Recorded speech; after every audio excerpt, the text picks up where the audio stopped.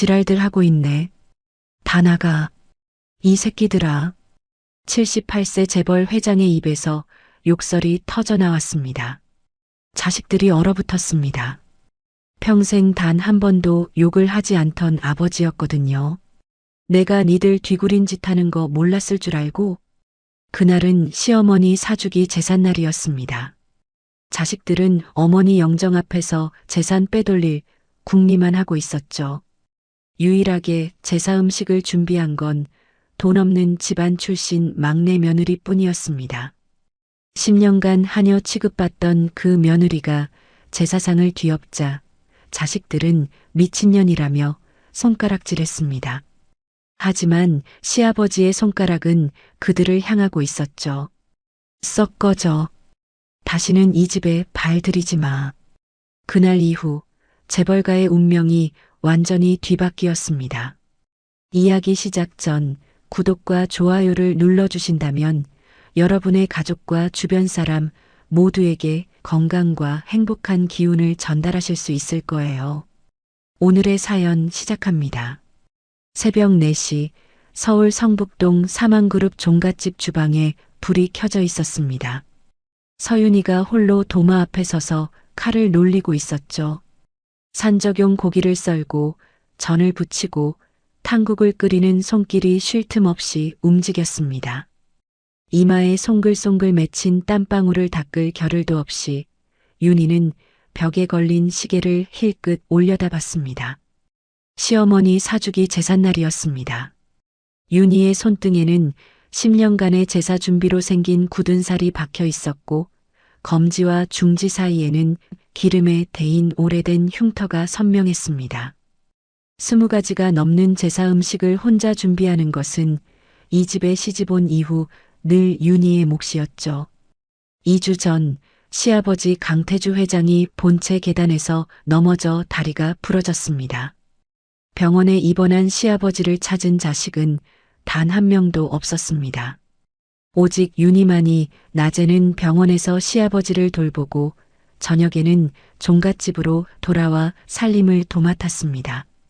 그 사이 큰며느리 최정아와 시누이 강민정은 압구정동 백화점에서 쇼핑을 즐기거나 호텔에서 브런치를 먹으며 시간을 보냈죠. 막내 올케가 알아서 잘하고 있겠지. 그게 그들의 입버릇이었습니다. 아침 8시가 되자 현관문이 열렸습니다. 큰며느리 정아가 명품 가방을 팔에 걸고 느긋하게 들어섰습니다. 정아는 주방으로 성큼성큼 걸어와 음식들을 훑어보더니 미간을 찌푸렸습니다. 어머, 산적이 왜 이렇게 작아? 정아가 산적 접시를 집어들며 혀를 찼습니다. 아버님 앞에 이걸 내놓으려고?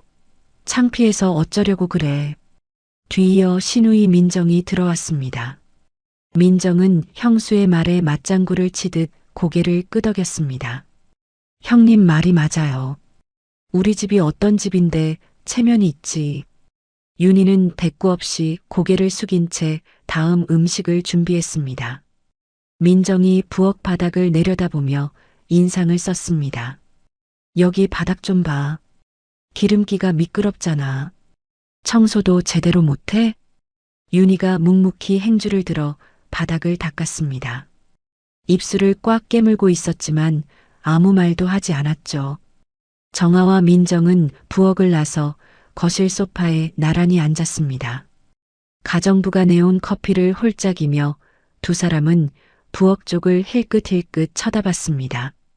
저렇게 일만 시키면 되니까 시집 보낼 맛이 나지. 정아가 낮은 목소리로 웃었고 민정도 따라 웃었습니다. 그 시각 2층 서재에서는 남자들의 목소리가 새어나오고 있었습니다. 윤희의 남편 강준혁이 형 준호, 매형 박상철과 함께 머리를 맞대고 앉아 있었죠. 아버지가 병원에 계신 동안 이사회 결의만 통과시키면 돼. 준호가 서류를 탁자 위에 펼치며 말했습니다. 의결권만 우리 손에 들어오면 그 다음은 일사천리야. 박상철이 서류 가방을 두드리며 고개를 끄덕였습니다. 서류는 제가 다 준비해뒀습니다. 매형, 걱정 마세요. 박상철은 서울고등법원 부장판사 출신으로 5년 전 퇴직한 뒤 강남의 대형 로펌에서 변호사로 일하고 있었습니다. 사람들은 그를 정관예우의 대명사라고 불렀죠. 시아버지 강태주 회장은 평소 이 사위를 탐탁지 않게 여겨왔습니다. 그때 서재 문이 살짝 열려 있는 것을 준혁이 눈치채지 못했습니다. 1층 주방에서 음식을 나르던 윤희의 귀에 그 대화 소리가 희미하게 들려왔죠. 준혁이 계단을 내려와 윤희에게 다가왔습니다. 주위를 살피더니 낮은 목소리로 속삭였습니다. 여보, 나 형님들이랑 얘기가 있어서 그러는데 너도 좀 도와줘야 우리 몫을 챙기지. 윤희가 손을 멈추고 남편을 올려다봤습니다. 그게 무슨 말이야?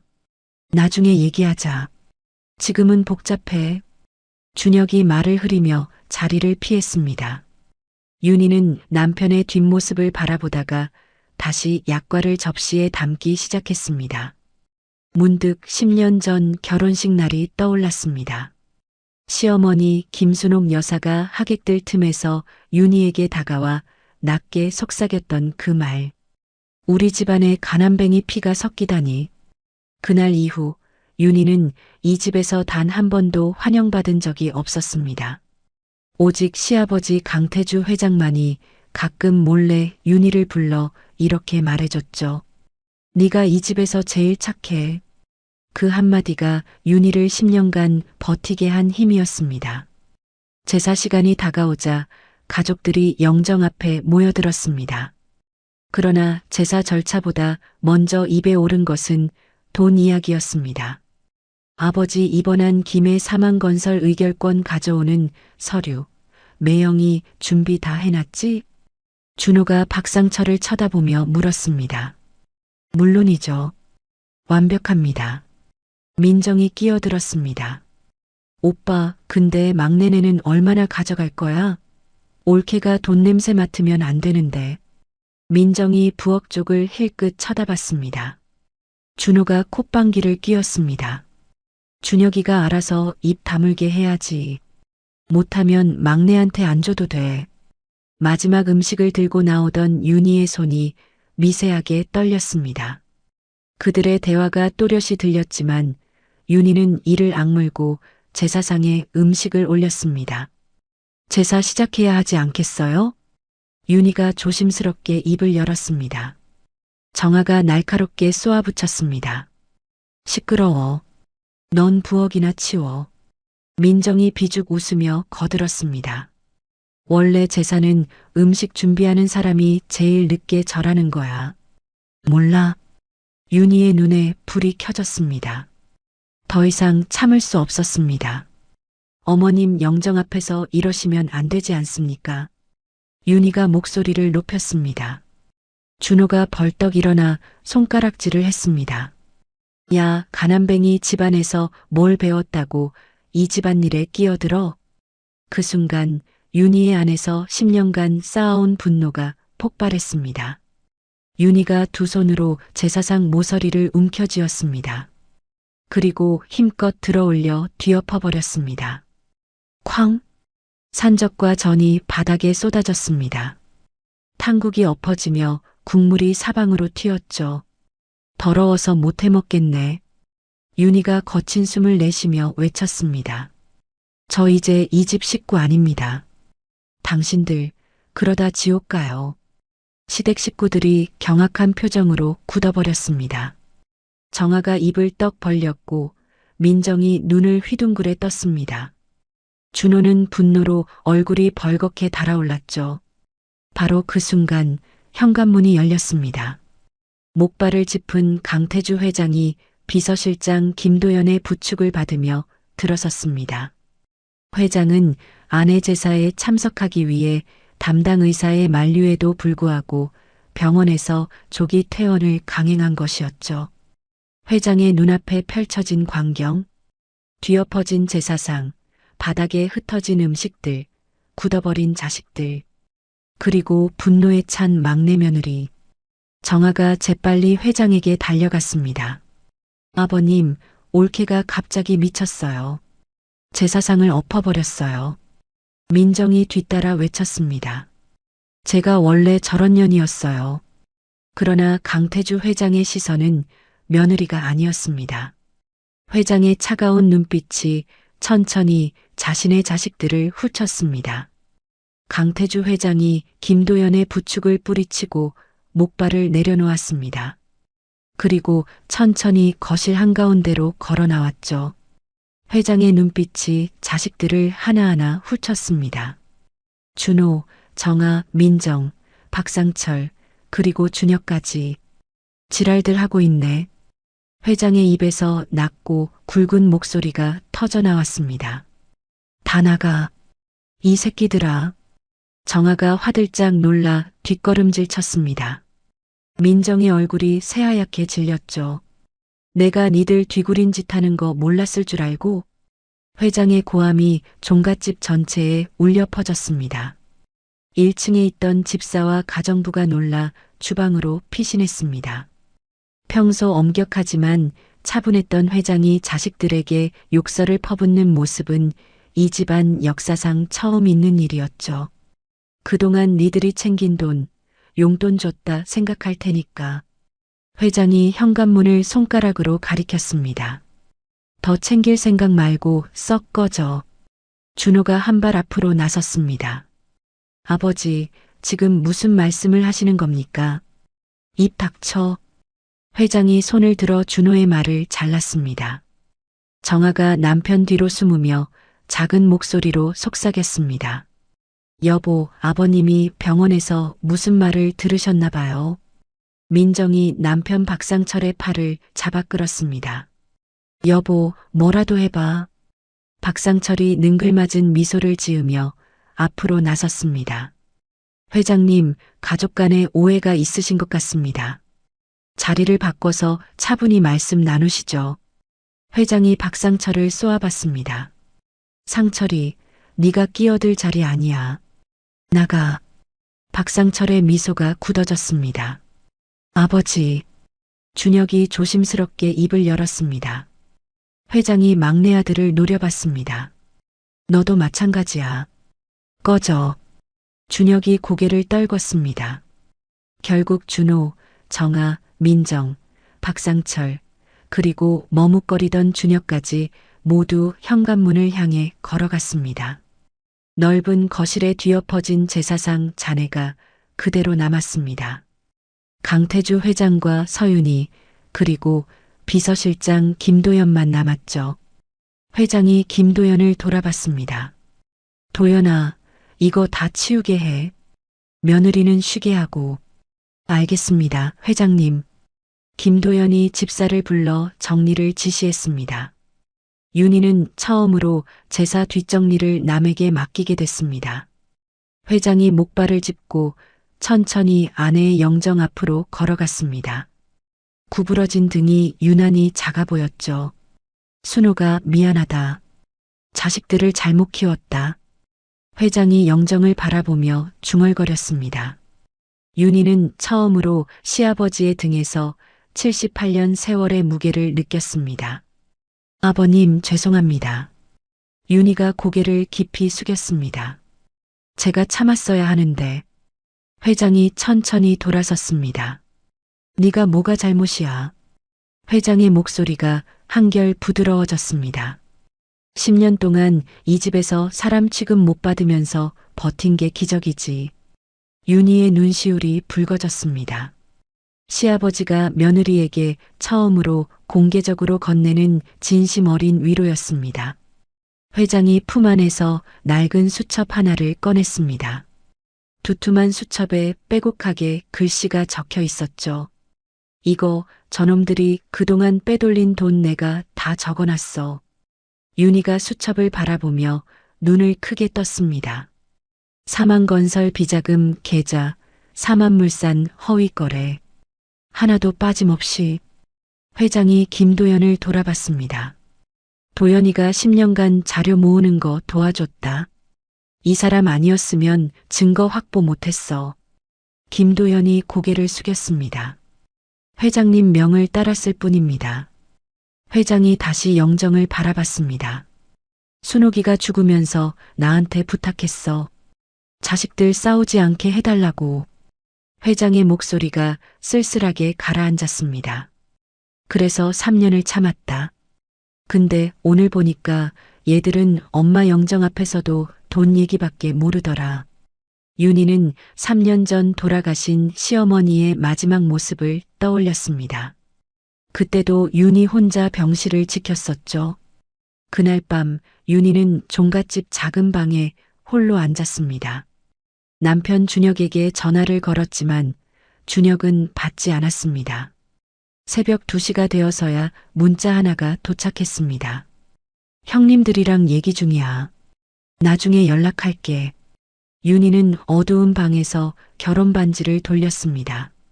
대학 캠퍼스에서 처음 만난 준혁의 모습이 떠올랐습니다. 집안 배경 같은 거 상관없어. 그때 그가 했던 말이었죠. 그 약속이 얼마나 무너졌는지 윤희는 뼈저리게 느끼고 있었습니다. 이틀 후 서울 강남의 대형 로펌 사무실. 준호와 박상철이 나란히 앉아 서류를 검토하고 있었습니다. 성년의견 게시 심판 청구서, 유류분 반환 청구 소송. 박상철이 서류를 탁자 위에 펼쳤습니다.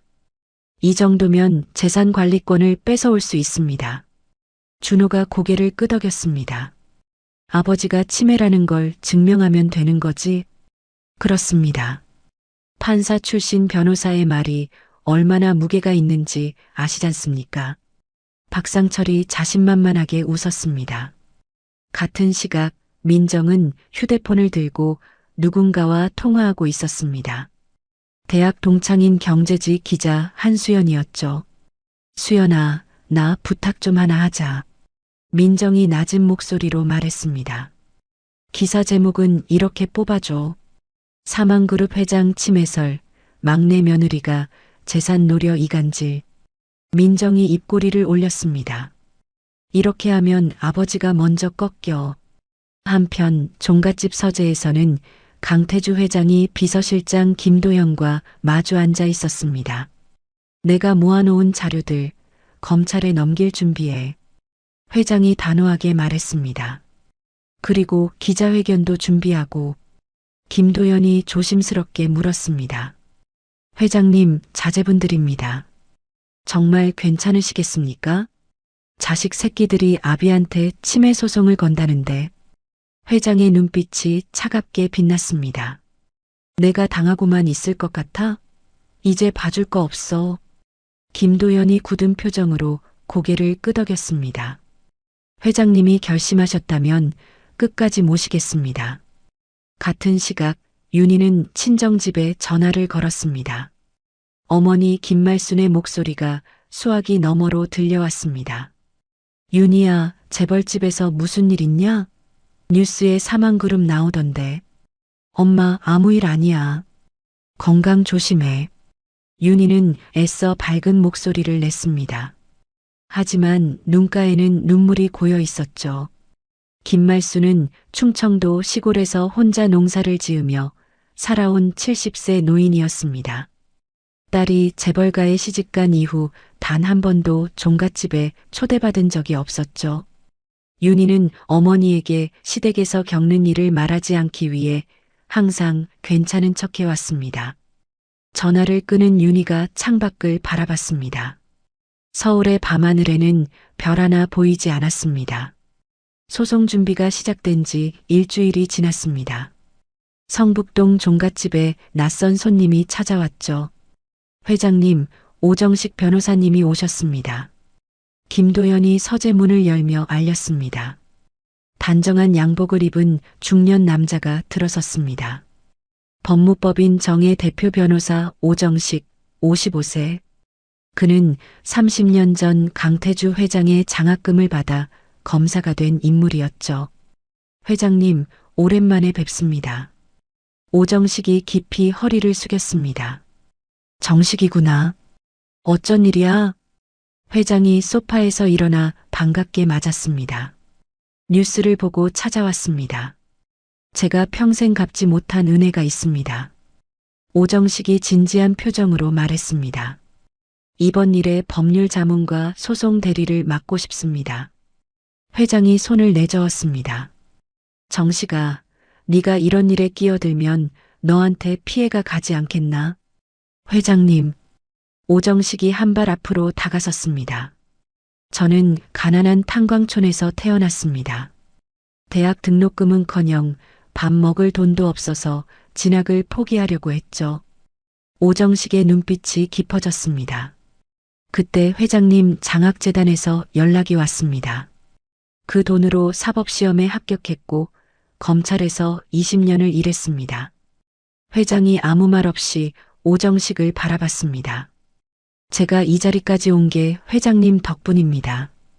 불법은 바로 잡아야 합니다. 오정식이 단호하게 말했습니다. 제가 직접 수사할 순 없지만 검찰에 신뢰할 수 있는 후배가 있습니다. 회장이 천천히 고개를 끄덕였습니다. 그래, 고맙다. 정식아. 바로 그 다음 날 아침이었습니다. 경제지 일간 종합면에 대문짝만 한 기사가 실렸죠. 사망그룹 회장 침해설, 막내 며느리가 재산 노려 가족 이간질. 기사에는 윤희의 얼굴 사진까지 공개되어 있었습니다. 가난한 집안 출신 며느리가 노 회장에게 접근해 자식들과 이간질 시켰다는 내용이었죠. 심지어 윤희가 회장 재산을 빼돌려 해외 계좌로 송금했다는 허위 사실까지 적혀 있었습니다. 기사가 퍼지자 사망그룹 주가가 3일 만에 8%나 급락했습니다. 재계에서는 사망과 경영권 분쟁이라는 제목으로 사태를 주시하기 시작했죠. 윤희는 동네 마트에서 장을 보고 있었습니다. 뒤에서 수군거리는 소리가 들려왔죠. 저 여자 재벌가 빨아먹는 년 아니야? 윤희의 손이 멈췄습니다. 맞아, 뉴스에서 봤어. 시아버지 꼬셔서 재산 빼돌린다던데. 윤희는 장바구니를 내려놓고 마트를 빠져나왔습니다. 집으로 돌아와 방문을 잠그고 하루 종일 나오지 않았죠. 인터넷에는 악성 댓글이 수천 개씩 달리고 있었습니다. 저런 여자 때문에 재벌가가 무너진다. 가난뱅이가 돈 냄새 맡고 꼬셨네. 윤희는 스마트폰 화면을 끄고 어두운 방에서 무릎을 껴안았습니다. 그 시각 강남의 고급 레스토랑에서는 준호와 민정이 준혁을 불러놓고 있었습니다. 준혁아. 준호가 와인 잔을 내려놓으며 말했습니다. 넌 우리 편이지? 준혁이 고개를 떨궜습니다. 형님, 저는 아버지 쪽에 서면 넌 이 집안에서 영영 쫓겨나는 거야. 준호의 목소리가 차가워졌습니다. 민정이 끼어들었습니다. 올케가 모든 걸 조종했다고 증언만 해. 그럼 넌 살려줄게. 너도 우리 편이니까. 준혁이 입술을 깨물었습니다. 누나, 그건 좀. 네 아들 현우 미국 유학비는 누가 대줬는데? 준호가 테이블을 손바닥으로 탁 쳤습니다. 그거 끊기면 넌 어떻게 할 건데? 준혁의 아들 강현우는 미국 보스턴의 대학에서 경영학을 전공하고 있었습니다. 연간 1억 원이 넘는 유학비를 형 준호가 대주고 있었죠. 그 조건은 막내가 시키는 대로 한다는 것이었습니다. 준호가 서류 봉투를 꺼내 테이블 위에 올려놓았습니다. 여기 서명해. 아버지가 치매라는 진단서에 동의한다는 내용이야. 준혁이 서류를 바라봤습니다. 펜을 들었다가 내려놓기를 반복했죠. 그날 밤 준혁이 종갓집으로 돌아왔습니다. 윤희가 거실에서 기다리고 있었죠. 당신 어디 있었어? 전화도 안 받고. 형님들이랑 얘기 좀 했어. 준혁이 눈을 피했습니다. 설마 당신 형님들 편들 생각 아니지? 윤희가 남편의 눈을 들여다봤습니다. 나도 어쩔 수 없어. 준혁이 힘없이 대답했습니다. 현우 유학비도 있고 내가 이 집안에서 쫓겨나면 아무것도 못해. 윤희의 얼굴이 굳어졌습니다. 10년 동안 당신만 믿고 버텼어. 윤희의 목소리가 떨렸습니다. 근데 당신도 나버리는 거야? 준혁이 아무 말도 하지 못했습니다. 그냥 고개를 돌리고 방을 나가버렸죠. 윤희는 결혼 반지를 내려다봤습니다. 손가락에서 반지를 빼려다가 다시 끼웠습니다.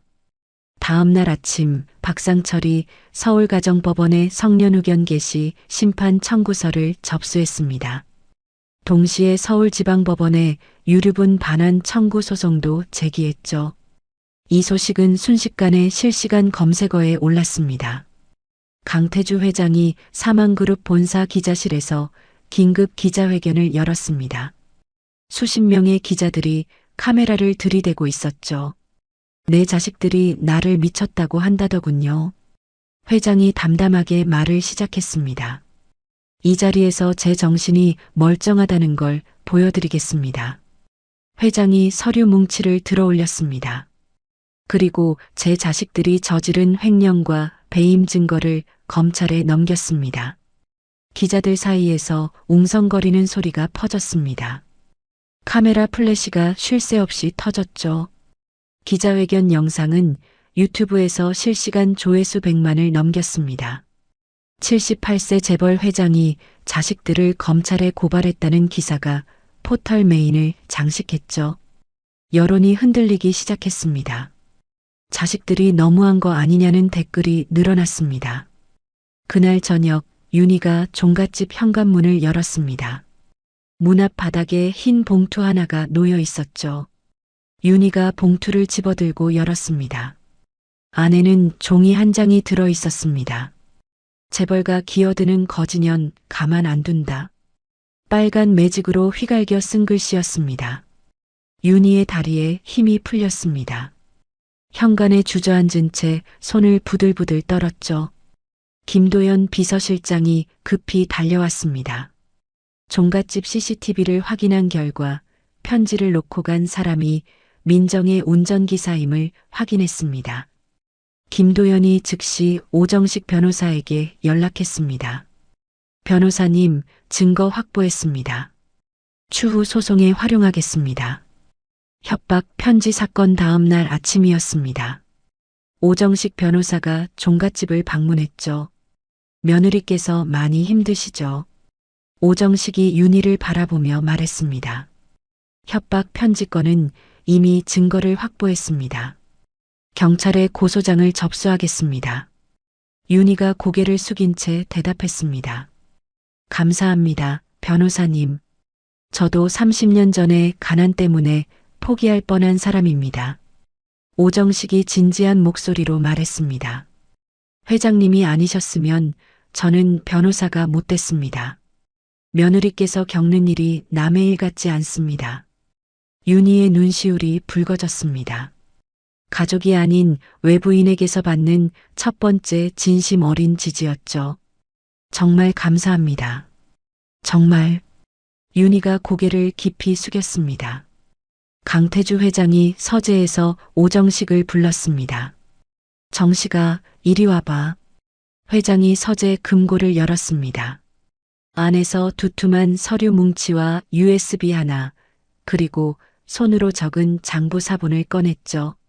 내가 10년간 모아둔 증거가 여기 있다. 오정식이 서류를 받아들고 훑어봤습니다. 사만건설과 사만물산에서 자식들이 빼돌린 비자금 계좌 내역이 빼곡히 적혀 있었습니다. 허위거래 장부, 유령회사를 통한 자금 세탁 기록까지 낱낱이 정리되어 있었죠. 총 금액이 얼마입니까? 850억이다. 회장이 담담하게 대답했습니다. 오정식이 서류를 내려놓으며 말했습니다. 이 정도면 횡령과 배임으로 기소 충분합니다. 증거가 확실합니다. 그래, 그러니까 네가 맡아줘. 제가 직접 검찰에 고발장과 함께 제출하겠습니다. 오정식이 고개를 끄덕였습니다. 회장님께서 증인으로 서주시겠습니까? 회장이 창밖을 바라봤습니다. 이 아비가 자식들 감옥에 보내는 거지. 내가 안 하면 누가 하겠나. 그날 밤 윤희가 시아버지를 찾아왔습니다. 아버님. 윤희가 조심스럽게 입을 열었습니다. 이 집에서 저를 사람으로 대해주신 건 아버님뿐이었어요. 회장이 며느리를 바라봤습니다. 제가 끝까지 함께하겠습니다. 윤희의 목소리가 단단했습니다. 회장이 윤희의 손을 꼭 잡았습니다. 윤희야, 네가 내 진짜 자식이다. 끝까지 싸워보자. 오정식이 서울중앙지검에 고발장을 접수한 지 2주가 지났습니다. 그의 검찰 후배인 이재민 3차장 검사가 수사를 지휘하게 됐죠. 그날 아침 뉴스 헬기가 사망건설 본사 건물 위를 날았습니다. 검찰 수사관들이 건물 안으로 들이닥쳤죠. 압수수색 영장입니다. 수사팀장이 영장을 내밀었습니다. 준호가 사장실에서 벌떡 일어났습니다. 이게 무슨 짓이야? 내가 누군지 알아? 영장 나왔습니다. 협조해 주십시오. 수사팀장이 차갑게 대답했습니다. 검찰 수사관들이 서류 박스 수십 개를 들고 건물을 빠져나왔습니다. 그 장면이 전국에 생중계됐죠. 같은 시각 삼합물산 이사회의실에서도 압수수색이 진행되고 있었습니다. 민정과 박상철이 창백한 얼굴로 그 광경을 지켜봤습니다. 오빠, 우리 다 끝났어. 민정이 떨리는 목소리로 말했습니다. 아직 방법이 있어. 진정해. 박상철이 대답했지만 그의 손도 떨리고 있었습니다. 그날 저녁 준혁이 종갓집으로 찾아왔습니다. 윤희가 거실에서 준혁을 마주했죠. 미안해. 준혁이 고개를 숙였습니다. 내가 바보였어. 이제라도 당신 편에 설게. 윤희가 차갑게 돌아섰습니다. 지금 와서 그게 말이 돼? 윤희야. 10년 동안 나 혼자 버텼어. 당신은 뭐 했어?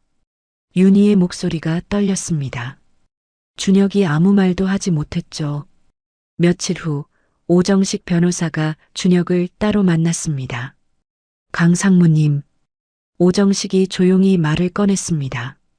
형과 누나의 횡령 과정을 증언해 주시면 당신은 기소유예를 받을 수 있습니다. 준혁이 고개를 들었습니다. 더 중요한 건 아버지와 아내 곁으로 돌아갈 기회라는 겁니다. 준혁은 그날 밤 방 안을 서성였습니다. 벽에 걸린 대학 시절 윤희와 찍은 사진을 바라봤죠. 새벽이 되어서야 결심을 굳혔습니다. 다음 날 아침 준혁이 윤희를 찾아왔습니다. 나 증언하기로 했어. 준혁이 윤희의 눈을 바라보며 말했습니다. 형님들이 한 일 다 말할 거야. 아버지께 용서받고 싶어? 윤희가 남편을 뚫어지게 쳐다봤습니다. 그 말 진심이야? 진심이야. 준혁이 무릎을 꿇었습니다. 10년 동안 당신 고생하는 거 알면서 못 본 척한 내가 제일 나쁜 놈이야. 이제라도 바로잡을게. 윤희의 눈에서 눈물이 흘러내렸습니다. 하지만 남편의 손을 잡지는 않았죠. 강태주 회장이 두 사람을 서재로 불렀습니다. 준혁아. 회장이 막내 아들을 바라봤습니다. 이번이 마지막 기회다. 네가 제대로 행동하면 내 아들로 인정해 주마. 회장의 눈빛이 날카로워졌습니다. 그러나 또 배신하면 그날로 넌 내 자식 아니다. 준혁이 깊이 고개를 숙였습니다. 아버지, 이번엔 꼭 바로 서겠습니다. 약속드립니다. 회장이 천천히 고개를 끄덕였습니다. 그래, 이번만 믿어보마. 준혁이 서재를 나와 형 준호에게 전화를 걸었습니다. 형, 나 더 이상 못하겠어. 아버지 편에 설 거야. 전화기 너머로 준호의 고함이 터져 나왔습니다. 야, 네가 감히 배신해? 넌 끝났어. 현우 유학비 당장 끊는다. 준혁이 전화를 끊었습니다. 손이 떨렸지만 눈빛은 단단했죠. 그날 저녁 윤희가 친정어머니 김말순에게 전화를 걸었습니다. 엄마, 조금만 기다려. 이제 곧 끝날 것 같아. 그때 꼭 보러 갈게. 전화기 너머로 어머니의 목소리가 들려왔습니다. 우리 윤희 고생 많다. 몸 챙겨라. 엄마는 괜찮으니까 네 일이나 잘 마무리해. 윤희가 오랜만에 미소를 지었습니다. 거실 창문 너머로 서울의 야경이 반짝이고 있었죠. 한편 미국 보스턴에서 유학 중이던 강현우가 아버지에게 전화를 걸었습니다. 아빠, 무슨 일이에요? 할아버지가 삼촌들을 고발했다는데. 준혁이 아들의 목소리를 듣고 잠시 눈을 감았습니다. 현우야, 아빠가 잘못했다. 미국에서 공부나 열심히 해라. 유학비는 아빠가 알아서 할게. 검찰 고발 후 3개월이 지났습니다. 서울중앙지방법원 417호 대법정에 첫 공판이 열렸죠. 방청석에는 100명이 넘는 기자들과 시민들이 빼곡히 들어차 있었습니다. 재벌과 스캔들의 결말을 보려는 사람들이었죠.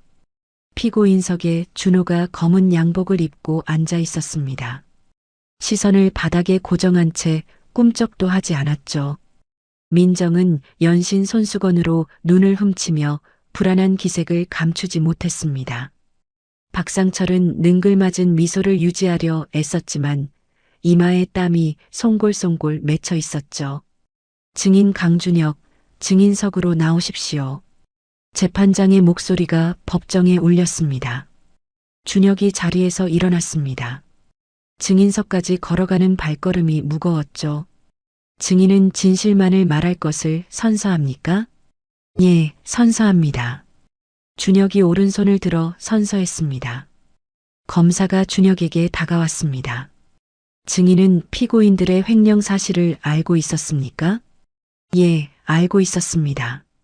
준혁이 떨리는 목소리로 대답했습니다. 형과 누나가 10년간 아버지 회사 자금을 빼돌렸습니다. 저도 일부 알면서 묵인했습니다. 이 배신자. 준호가 피고인석에서 벌떡 일어났습니다. 조용히 하세요. 재판장이 의사봉을 탕탕 쳤습니다. 준호가 변호인에게 붙잡혀 겨우 자리에 앉았습니다. 방청석에서는 카메라 셔터음이 끊이지 않았죠. 증인 계속하십시오. 검사가 준혁을 바라봤습니다. 증거 자료는 검찰에 제출했습니다. 사만건설 비자금 계좌, 사만물산 허위 거래 내역, 유령회사를 통한 자금 세탁 기록까지 전부 포함되어 있습니다. 준혁의 목소리가 점점 단단해졌습니다. 다음 증인으로 강태주 회장이 호출됐습니다. 회장이 목발을 짚고 천천히 증인석으로 걸어갔죠. 증인은 피고인들의 친부이신데 직접 고발하신 이유가 무엇입니까? 검사가 물었습니다. 제가 직접 10년간 모은 자료들입니다. 회장이 담담하게 대답했습니다. 비서실장 김도영과 함께 하나하나 확인했습니다. 제 자식들이지만 법대로 처벌받아야 합니다. 회장이 잠시 숨을 골랐습니다. 이게 아비로서 마지막으로 해줄 수 있는 일입니다. 방청석 곳곳에서 한숨소리가 흘러나왔습니다. 회장이 증언대에서 내려올 때 잠시 비틀거렸습니다. 윤희가 황급히 다가가 시아버지를 부축했죠. 괜찮다. 다리가 조금 저릴 뿐이야. 회장이 며느리의 손을 가볍게 두드렸습니다. 하지만 얼굴에는 피로가 역력했죠. 피고인 측 변호인이 일어났습니다. 피고인들이 회사 자금을 사용한 것은 사실이나 이는 업무상 필요에 의한 것이었습니다. 횡령 의도는 없었습니다. 그러나 검찰이 제출한 유령회사 계좌 내역과 해외 송금 기록 앞에서 그 주장은 힘을 잃었습니다. 재판이 끝난 후 법원 정문에서 브리핑이 열렸습니다. 피고인들의 횡령 금액은 총 850억 원에 달합니다. 이재민 검사가 기자들 앞에서 발표했습니다. 사안이 중대해 구속 기소했습니다. 재판부의 현명한 판단을 기대합니다. 뉴스 속보가 전국에 퍼졌습니다. 사망그룹 자녀 3명 850억 횡령, 아버지가 직접 고발이라는 헤드라인이 포털 메인을 장식했죠. 그날 저녁 종갓집 식탁에 세 사람이 앉았습니다. 강태주 회장, 윤희, 그리고 준혁이었죠. 오늘 밥 참 맛있다. 회장이 숟가락을 들며 말했습니다. 윤희야, 수고했다. 아버님, 별 말씀을요. 윤희가 조심스럽게 미소 지었습니다. 10년 만에 처음으로 세 사람이 한 식탁에서 웃음을 나눴습니다.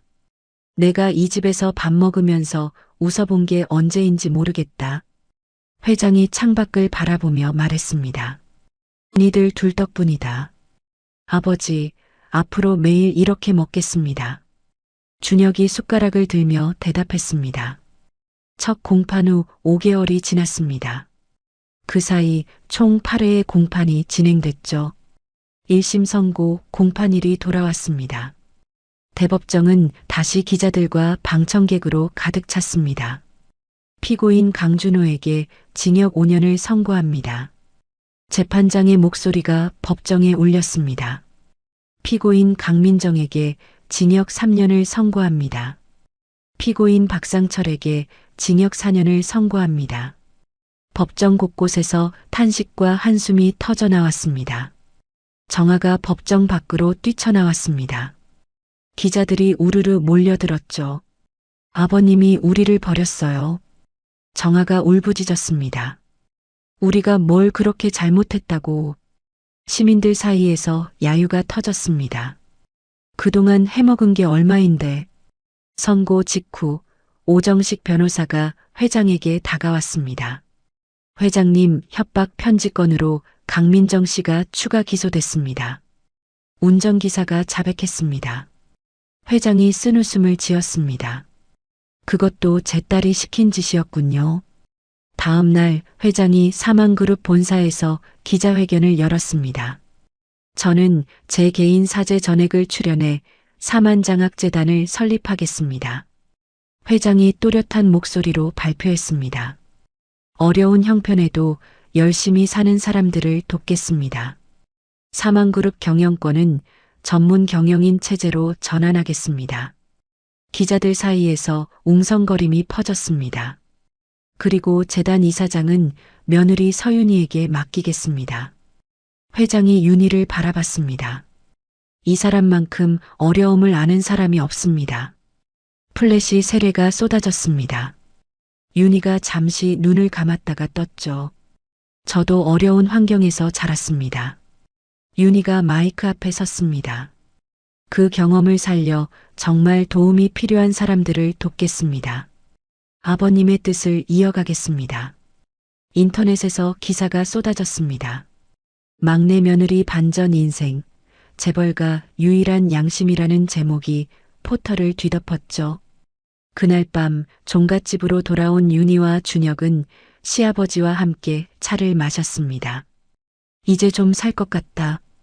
회장이 찻잔을 내려놓으며 말했습니다. 바로 그때 윤희의 휴대폰이 울렸습니다. 낯선 번호였죠. 여보세요? 전화기 너머로 다급한 목소리가 들려왔습니다. 윤희야, 네 엄마가 쓰러졌다. 지금 청주병원 응급실이야. 빨리 와라. 윤희의 얼굴이 새하얗게 질렸습니다. 엄마. 윤희가 휴대폰을 든 채 얼어붙었습니다. 승리의 기쁨이 순식간에 사라지고 새로운 걱정이 밀려왔죠. 윤희와 준혁이 서울역으로 달려갔습니다. 밤 10시에 출발하는 막차 KTX에 겨우 몸을 실었죠. 윤희는 창밖을 바라보며 손을 꽉 쥐고 있었습니다. 손톱이 손바닥에 파고들었지만 아픔을 느끼지 못했죠. 윤희야, 괜찮을 거야. 준혁이 아내의 손을 잡았습니다. 윤희는 대답하지 않았습니다. 그저 어둠 속을 달리는 기차 밖을 멍하니 바라볼 뿐이었죠.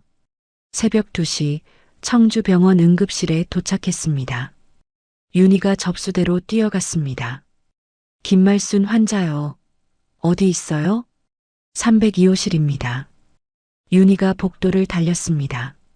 준혁이 뒤따라 뛰었죠. 병실 문을 열자 침대 위에 어머니가 누워 있었습니다. 얼굴이 창백했고 코에는 산소 호스가 꽂혀 있었습니다.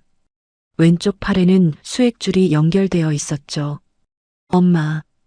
윤희의 다리에 힘이 풀렸습니다. 침대 옆 의자에 털썩 주저앉았죠. 담당 의사가 병실로 들어왔습니다.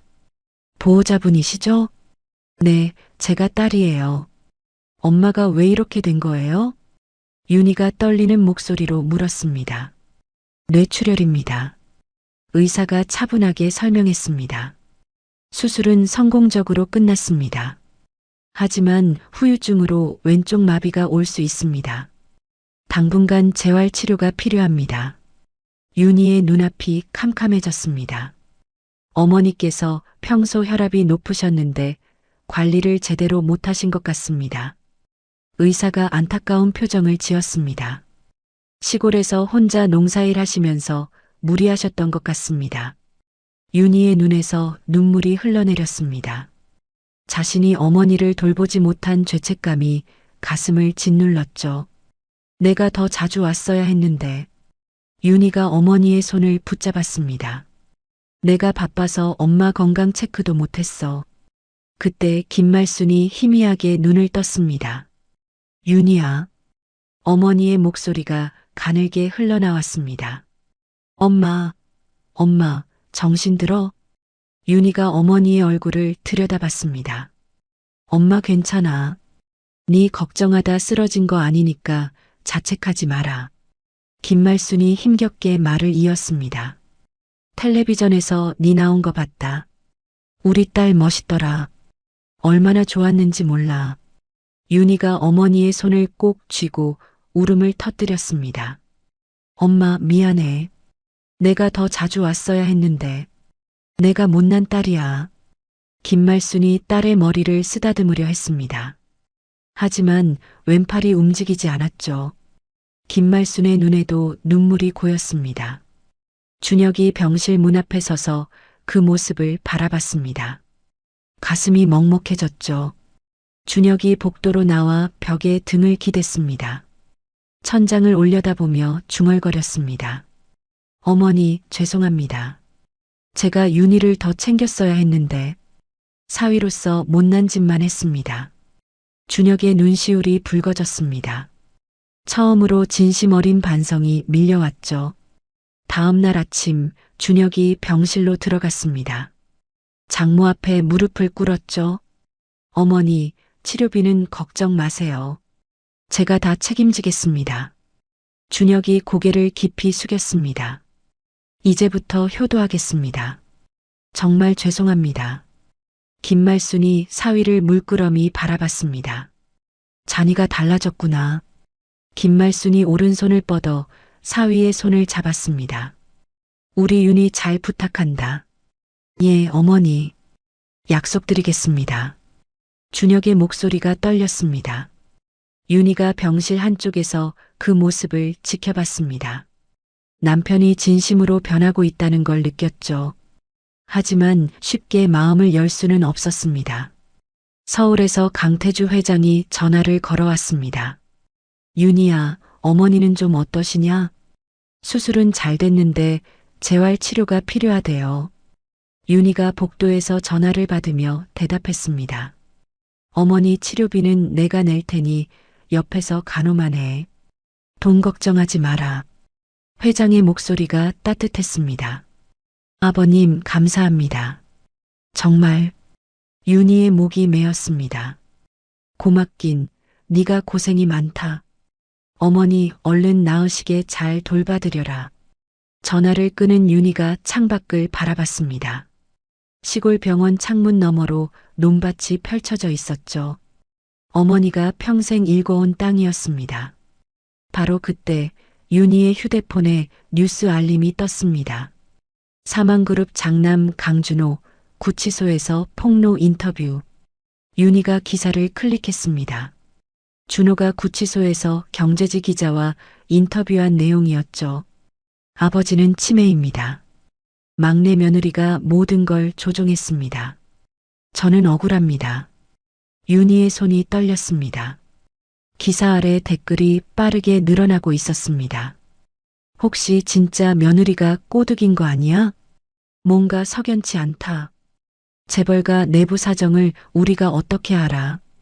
여론이 다시 술렁이기 시작했습니다. 민정이 구치소 면회실에서 남편 박상철과 마주 앉아 있었습니다. 여보, 오빠 인터뷰 봤어? 민정이 낮은 목소리로 물었습니다. 봤어. 잘했어.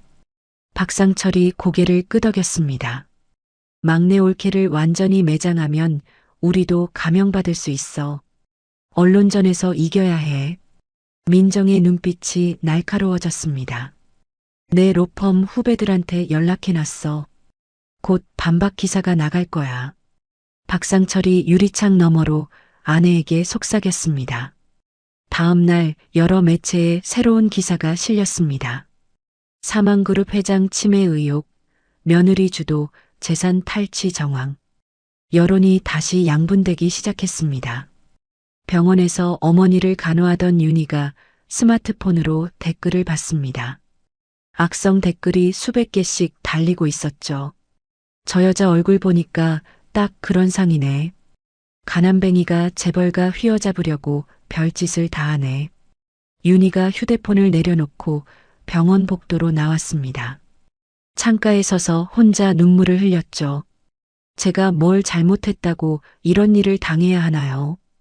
윤희의 어깨가 들썩였습니다. 준혁이 다가와 아내 옆에 섰습니다. 미안해. 다 내 가족이 저지른 일이야. 준혁이 조심스럽게 말했습니다. 내가 반드시 바로잡을게. 당신은 어머니 곁에만 있어. 준혁이 처음으로 아내의 어깨를 감쌌습니다. 윤희가 지친 몸을 남편에게 기댔죠. 말은 하지 않았지만 그 온기가 조금은 위로가 됐습니다. 일주일 후 강태주 회장이 직접 청주병원을 찾아왔습니다. 비서실장 김도연이 회장을 부축하고 있었죠. 사돈어른, 늦게 인사드려 죄송합니다. 회장이 병실에 들어서며 허리를 깊이 숙였습니다. 우리 윤희가 늘 어머니 걱정하더군요.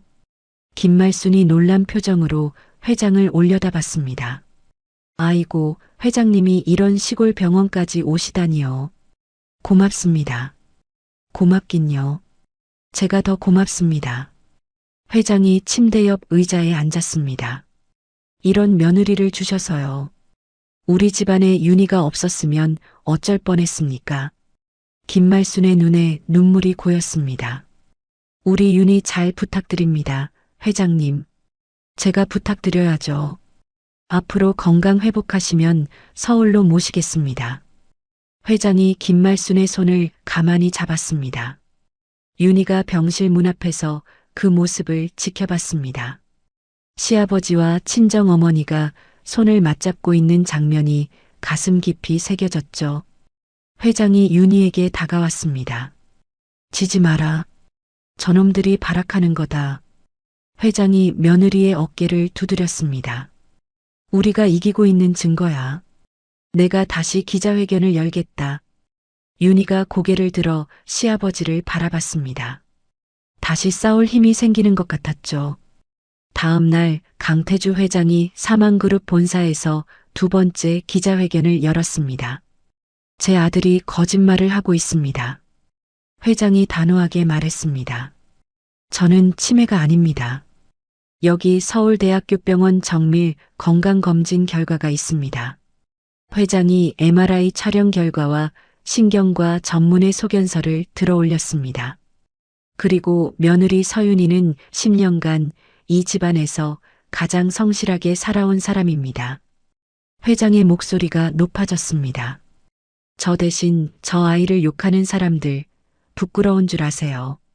기자들 사이에서 웅성거림이 퍼졌습니다. 오정식 변호사가 기자회견 직후 입장문을 발표했습니다. 강준호 씨의 구치소 인터뷰는 허위사실 유포에 해당합니다. 명예훼손으로 고소장을 접수했습니다. 여론이 다시 뒤집히기 시작했습니다. 회장님 멀쩡하시네. 며느리가 진짜 불쌍하다. 저런 자식들이 어딨어. 윤희를 응원하는 시민들의 편지와 선물이 청주병원으로 배달되기 시작했습니다. 김말순이 재활치료를 시작하며 조금씩 회복세를 보였습니다. 오른손으로 숟가락을 들 수 있게 됐죠. 윤희야, 엄마 이제 괜찮아. 김말순이 딸의 손을 잡았습니다. 네가 하는 일 잘 되게 해야지. 엄마 걱정은 하지 마라. 윤희가 어머니 침대 옆에 앉아 고개를 끄덕였습니다. 엄마, 조금만 기다려. 이제 정말 끝낼게. 1심 판결 후 6개월이 흘렀습니다. 서울고등법원 201호 대법정에 항소심 선고 공판이 열렸죠. 법정 안은 다시 한번 기자들과 방청객으로 가득 찼습니다. 카메라 플래시가 여기저기서 터졌죠. 피고인석에 앉은 준호의 얼굴이 6개월 전과 많이 달라져 있었습니다. 광대뼈가 도드라지게 튀어나왔고 눈 밑에는 검은 그림자가 짙게 내려앉아 있었죠. 구치소 생활이 그를 완전히 다른 사람으로 만들어 놓았습니다. 민정은 충혈된 눈으로 고개를 떨구고 있었습니다. 한때 영악하게 빛나던 눈빛은 온데간데 없이 사라졌죠. 손수건을 꼭 쥔 손이 쉴 새 없이 떨렸습니다. 박상철은 마지막 희망을 걸고 재판 결과를 기다렸습니다. 하지만 자신만만하던 표정은 이미 오래전에 사라졌죠. 정관예우의 대명사라 불리던 그가 피고인석에 앉아 있다는 사실이 아이러니했습니다. 피고인 측 변호인이 자리에서 일어났습니다. 피고인들은 가족 간의 오해에서 비롯된 것이며 횡령 의도는 없었습니다. 변호인이 재판장을 향해 말했습니다. 선처를 호소합니다. 피고인들도 이미 충분히 반성하고 있습니다. 그러나 1심에서 제출된 증거들 앞에서 그 주장은 힘을 잃었습니다. 850억 원에 달하는 횡령 금액, 유령회사를 통한 자금 세탁, 해외 계좌 송금 기록까지 모든 것이 명백했죠. 재판장이 의사봉을 들었습니다. 법정 안에 긴장감이 흘렀죠. 1심 판결을 유지합니다. 재판장의 목소리가 울려 퍼졌습니다. 다만 피고인 강준호에 대해서는 구치소 내 허위사실 유포 혐의를 추가로 인정합니다. 형량을 6개월 가중합니다. 준호의 얼굴이 일그러졌습니다. 피고인 강민정에 대해서는 협박 편지 교사 혐의를 추가로 인정합니다. 형량을 3개월 가중합니다. 민정이 손으로 입을 막았습니다. 어깨가 들썩이며 울음이 터져나왔죠. 아버지, 준호가 방청석을 향해 외쳤습니다. 이럴 수 있어요? 저는 당신 아들입니다.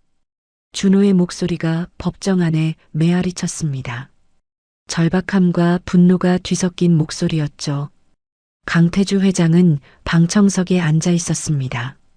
하지만 아들과 눈을 마주치지 않았죠.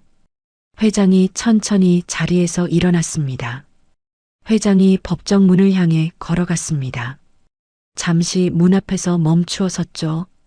구부러진 등이 유난히 작아 보였습니다. 78년을 살아온 아버지가 자식을 감옥에 보내는 순간이었습니다. 그 등에서 아버지로서의 마지막 고통이 느껴졌죠. 김도연 비서실장이 회장을 부축해 복도로 나갔습니다.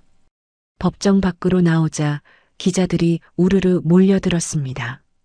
며느리분, 소감이 어떠세요? 기자들이 마이크를 내밀었습니다. 윤희가 잠시 숨을 고르고 입을 열었습니다. 정의가 이긴 것 같아 다행입니다. 윤희의 목소리는 담담했습니다. 그러나 가족이 이렇게 무너지는 건 슬픈 일입니다. 기자들이 연신 플래시를 터뜨렸습니다. 법정 반대편에서 정아가 기자들에게 둘러싸여 있었습니다. 우리가 뭘 그렇게 잘못했다고. 정아가 울부짖었습니다. 이건 불공평해요. 아버님이 우리를 버린 거예요. 시민들이 정아를 향해 싸늘한 시선을 보냈습니다. 한 중년 여성이 고개를 절레절레 저었죠. 그동안 해먹은 게 얼마인데 저러고 있어. 정아가 결국 고개를 떨구고 자리를 피했습니다. 한때 명품 가방을 들고 당당하게 걸어다니던 모습은 어디에도 없었죠. 항소심 판결 뉴스가 전국에 퍼졌습니다. 사망그룹 자녀들 항소 기각, 형량 가중이라는 제목이 포털 메인을 장식했죠. 막내 며느리의 완전한 승리라는 기사가 쏟아졌습니다. 시민들은 재벌가에도 정의가 있구나라며 댓글을 달았죠. 그날 저녁 종갓집 서재에서 회장이 윤희와 준혁을 불렀습니다. 이제 끝났다. 회장이 두 사람을 바라보며 말했습니다. 너희 둘이 이 집안을 다시 세워라. 내가 남은 건 너희뿐이다. 준혁이 아버지 앞에 무릎을 꿇었습니다. 아버지, 죄송합니다. 그리고 감사합니다. 준혁이 깊이 절했습니다. 앞으로 잘하겠습니다. 약속드리겠습니다. 회장이 아들의 어깨를 두드렸습니다. 그래, 이제 어른이 됐구나. 회장의 목소리에 따뜻함이 묻어났습니다. 오랫동안 막혀있던 부자 사이의 벽이 조금씩 허물어지는 것 같았죠. 한 달 후 재활 치료를 마친 김말순이 서울로 올라왔습니다. 성북동 종갓집에서 함께 살게 됐죠. 엄마, 이제 내가 효도할게. 윤희가 어머니의 손을 잡았습니다. 평생 고생만 하셨잖아. 이제 편하게 사세요. 김말순이 딸의 얼굴을 물끄러미 바라봤습니다. 내가 뭘 더 바라겠니? 우리 윤희 잘 되는 거 보는 게 소원이다. 김말순의 눈가에 주름이 깊게 패였습니다. 이렇게 큰 집에서 살게 될 줄은 꿈에도 몰랐다. 김말순이 넓은 거실을 둘러보며 웃었습니다. 종갓집에 오랜만에 따뜻한 웃음소리가 울렸죠. 준혁이 장모에게 다가가 허리를 숙였습니다. 어머니, 그동안 못난 사위였습니다. 준혁이 진심을 담아 말했습니다. 앞으로 잘하겠습니다. 편히 계세요. 김말순이 사위의 손을 잡았습니다. 자니가 달라진 거 나도 안다. 이제부터 잘하면 되지. 김말순의 목소리가 따뜻했습니다. 사만장학재단 출범식 날이 밝았습니다. 서울 프레스센터 국제회의장에 수백 명의 관계자들과 기자들이 모였죠. 강태주 회장이 연단에 올라섰습니다. 이 재단은 어려운 환경에서도 꿈을 포기하지 않는 사람들을 위한 것입니다. 회장의 목소리가 회의장에 울려 퍼졌습니다. 제 마지막 재산을 이렇게 씁니다. 후회 없습니다. 회장이 장학증서를 들어 올렸습니다. 오늘 첫 장학생 100명을 발표합니다. 이 아이들이 대한민국의 미래입니다. 회의장에서 우레와 같은 박수가 터져 나왔습니다. 윤희가 이사장으로서 단상에 올랐습니다. 장학생 대표에게 첫 장학증서를 전달했죠. 저도 여러분과 같은 처지였습니다. 윤희가 장학생들을 바라보며 말했습니다. 포기하지 마세요. 반드시 길이 있습니다. 장학생들의 눈에 눈물이 고였습니다. 어린 학생들이 고개를 끄덕이며 윤희의 말에 귀를 기울였죠. 행사장 뒤편에서 준혁이 아내를 바라봤습니다. 당신이 자랑스러워. 진짜로. 준혁이 낮은 목소리로 속삭였습니다. 윤희가 남편을 돌아봤습니다. 고마워. 이제 우리 진짜 가족으로 살자. 윤희가 남편의 손을 잡았습니다. 10년 만에 처음으로 자연스럽게 손을 맞잡은 순간이었죠. 장학재단 출범식 뉴스가 전국에 퍼졌습니다. 재벌 회장, 사제 전액사회 환원, 막내 며느리 이사장 취임이라는 제목의 기사가 쏟아졌죠. 인터넷 댓글창이 응원 메시지로 가득 찼습니다. 이런 재벌은 처음 본다. 며느리분 존경합니다. 회장님 오래 사세요. 윤희의 이야기가 하나의 희망서사로 회자되기 시작했습니다. 그날 밤 종갓집 식탁에 네 사람이 둘러앉았습니다.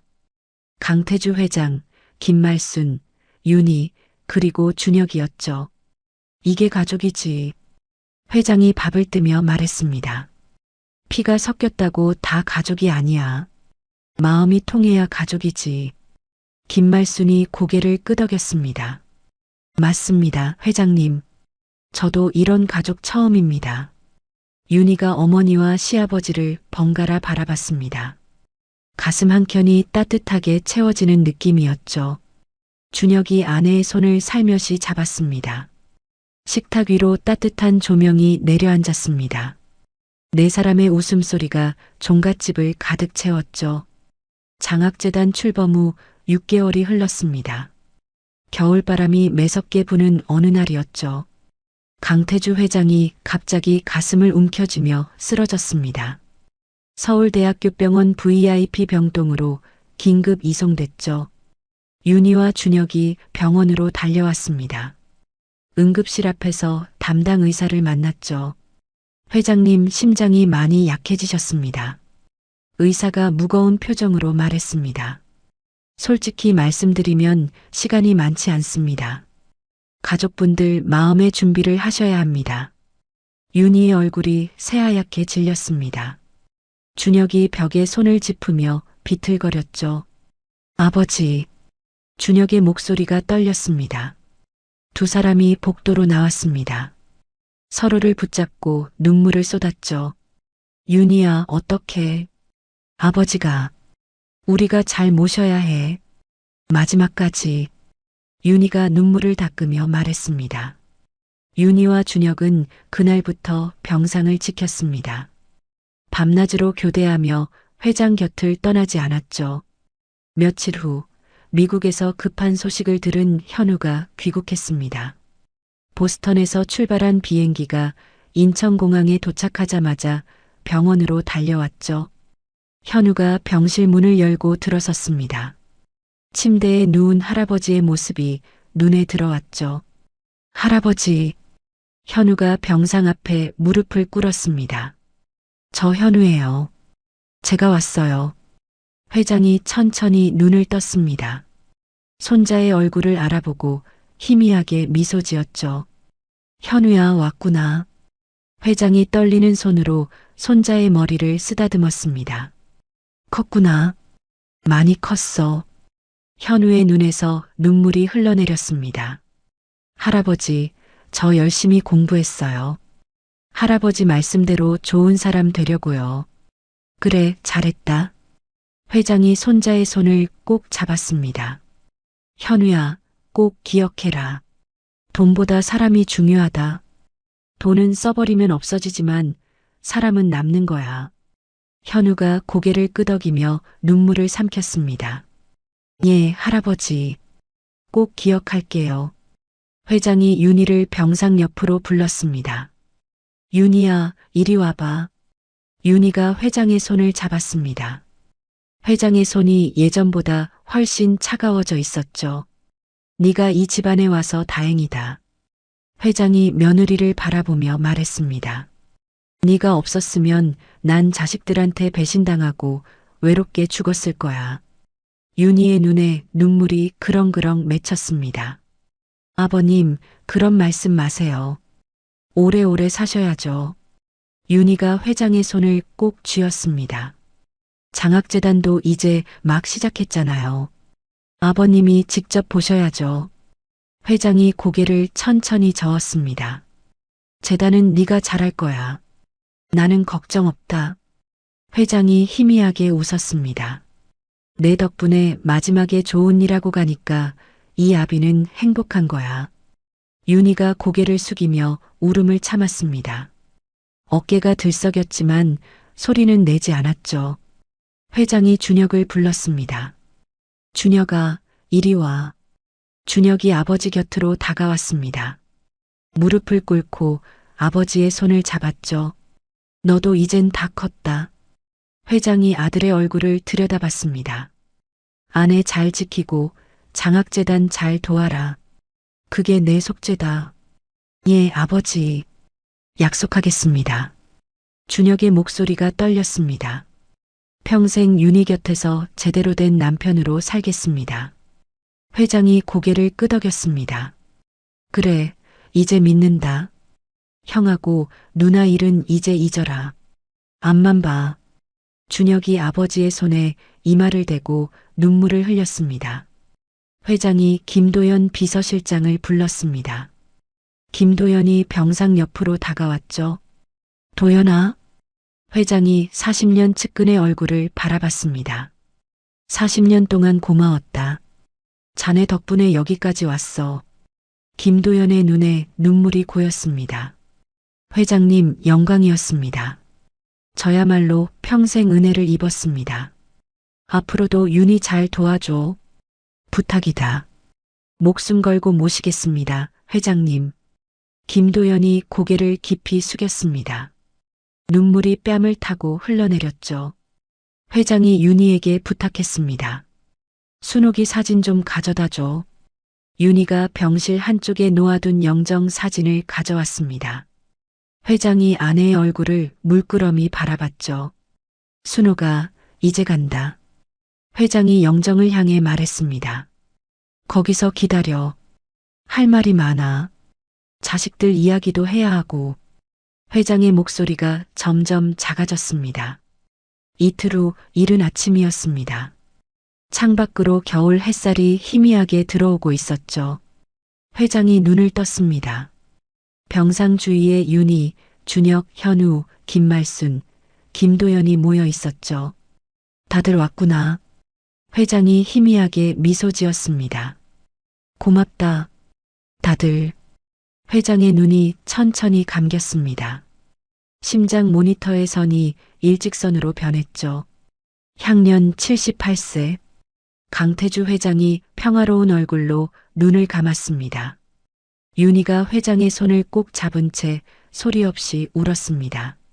준혁이 아버지의 이불을 끌어올려 가슴까지 덮어드렸죠. 현우가 할아버지의 얼굴을 바라보며 눈물을 흘렸습니다. 장례식은 사망그룹 본사 대강당에서 5일장으로 치러졌습니다.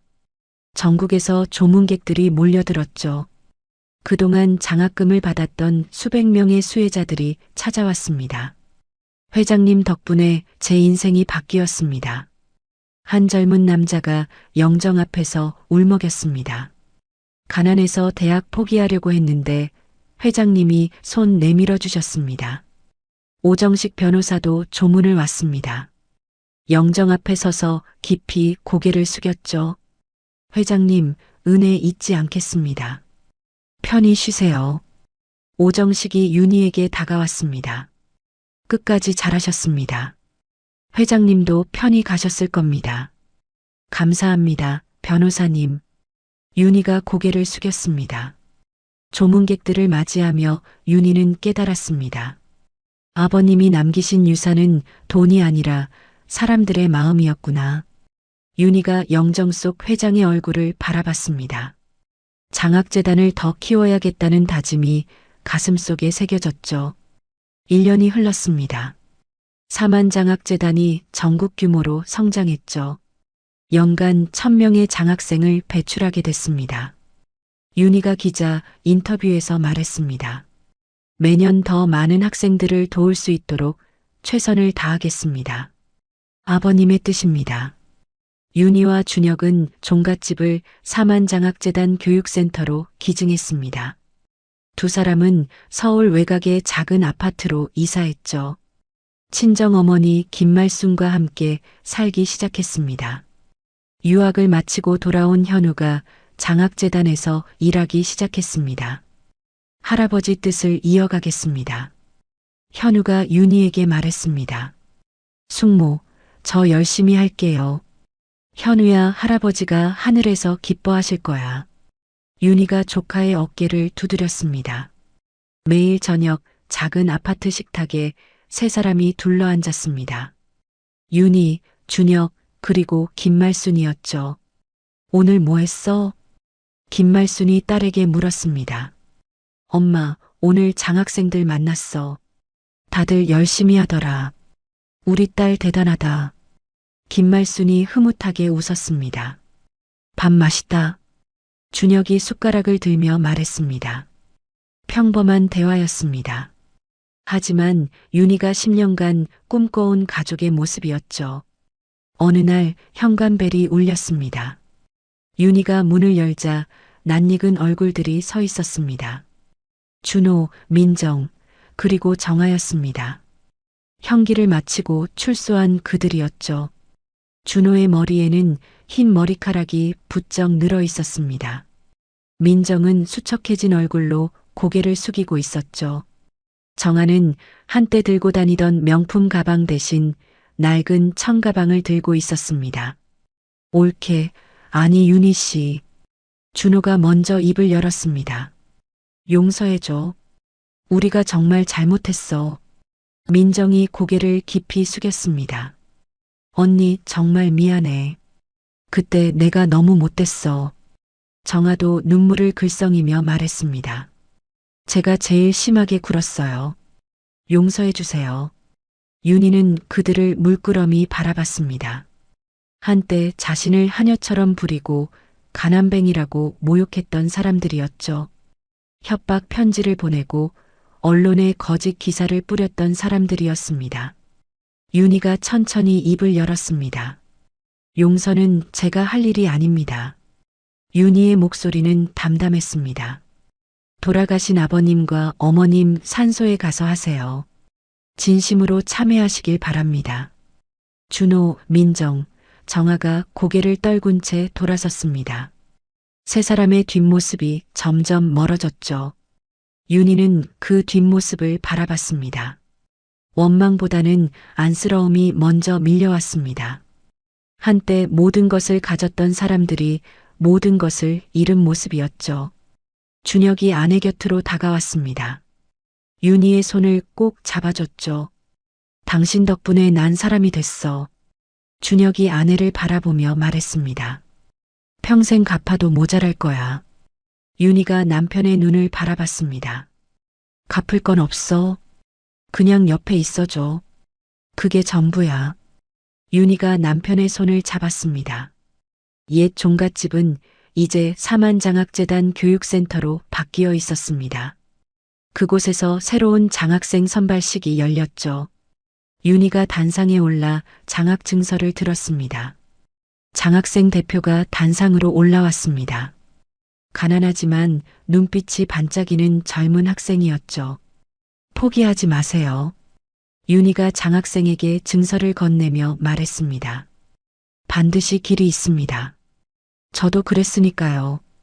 장학생이 두 손으로 증서를 받았습니다. 눈에 눈물이 고였죠. 감사합니다. 꼭 열심히 하겠습니다. 벽에는 강태주 회장의 사진 액자가 걸려 있었습니다. 액자 아래에는 회장이 생전에 남긴 말이 적혀 있었죠. 진짜 유산은 돈이 아니라 사람입니다. 창밖으로 봄 햇살이 쏟아졌습니다. 따스한 빛이 교육센터 안을 환하게 비췄죠. 윤희가 창밖을 바라봤습니다. 10년 전 이 집에 처음 들어왔던 날이 떠올랐습니다. 모욕과 서름의 나날이었죠.